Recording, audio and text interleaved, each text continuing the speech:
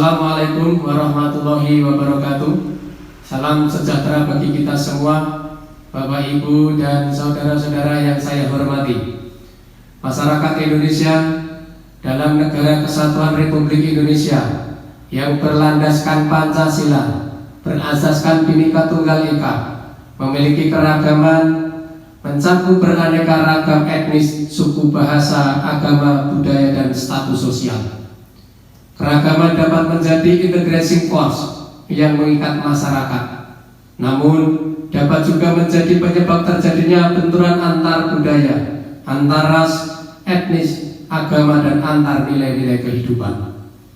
Keragaman budaya atau multikultural merupakan peristiwa alami karena bertemunya sebagai budaya, berinteraksinya beragam individu dan kelompok dengan membawa perilaku budaya, memiliki cara hidup berlainan dan spesifik. Keragaman seperti keragaman budaya, latar belakang keluarga, dalam komunikasi horizontal antar masyarakat, benturan antar suku masih berlangsung di berbagai wilayah, mulai dari sekedar stereotip dan agama dan etnis tersebut saling berinteraksi dalam komunikasi masyarakat Indonesia. Prasangka antar suku, diskriminasi, hingga ke konflik terbuka dan pembantaian antar suku yang memakan korban jiwa. Persaingan antar suku tidak hanya di kalangan masyarakat, tetapi juga di kalangan elit politik, bahkan akademisi untuk menempati jabatan di berbagai instansi. Bapak, Ibu, dan saudara-saudara yang saya hormati, dalam masyarakat multikultural, interaksi sesama manusia cukup tinggi intensitasnya, sehingga kemampuan sosial warga masyarakat dalam berinteraksi antar manusia perlu dimiliki setiap warga masyarakat. Keragaman suku, ras, agama, perbedaan bahasa, dan nilai hidup yang terjadi di Indonesia sering berbuntut berbagai konflik. Konflik di masyarakat yang bersumber pada kekerasan antar kelompok yang meledak secara sporadis di berbagai kawasan di Indonesia menunjukkan betapa rentan rasa kebersamaan yang dibangun dalam negara bangsa Indonesia ini, betapa kental prasangka antar kelompok, dan betapa rendahnya saling pengertian antar kelompok. Konflik berbasis kekerasan di Indonesia seringkali berakhir menjadi bencana kemanusiaan yang cenderung berkembang dan meluas, baik dari jenis maupun pelakunya.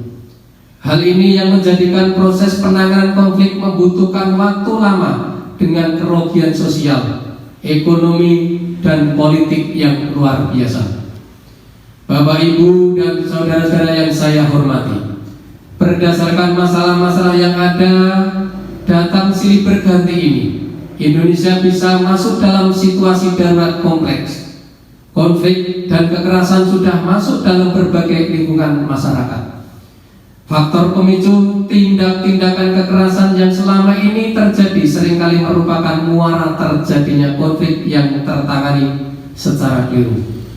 Konflik merupakan penyebab bagi kekerasan karena di balik setiap bentuk kekerasan terdapat konflik yang belum terselesaikan.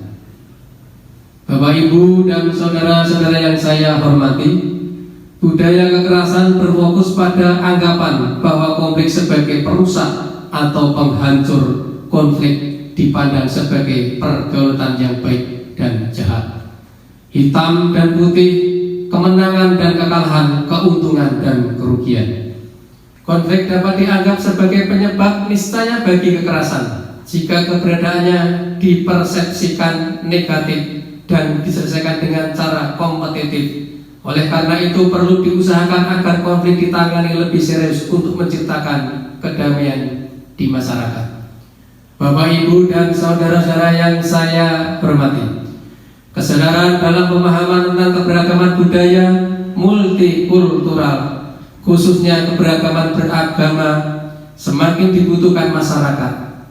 Penyuluh agama sebagai pelayan publik selayaknya memiliki kompetensi dan melakukan gerakan moderasi untuk meningkatkan kedamaian umat. Di Indonesia, kerukunan merupakan salah satu pilar penting dalam memelihara persatuan kesatuan rakyat dan bangsa Indonesia. tanpa terwujudnya kerukunan antar berbagai suku, agama, ras, dan antar golongan, bangsa Indonesia akan mudah terancam oleh perpecahan. Untuk mencapai kehidupan yang selaras dengan toleransi antar umat beragama dalam aspek kehidupan masyarakat desa, perlu adanya kerjasama, kerukunan antar warga dan antar umat beragama.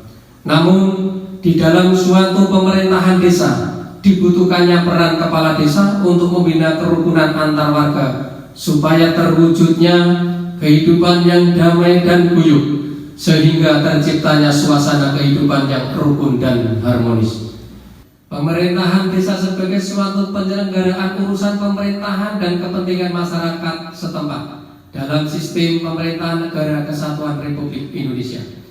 Suatu pencapaian keterlaksanaan dalam pemerintahan desa tidak terlepas dari pemimpin seorang kepala desa, yang mana tujuannya seorang kepala desa dan perangkat desa dalam menyelenggarakan urusan desa bertugas menyelenggarakan pemerintahan, melaksanakan pembangunan, membina kerukunan dalam kehidupan masyarakat dan pemberdayaan masyarakat desa.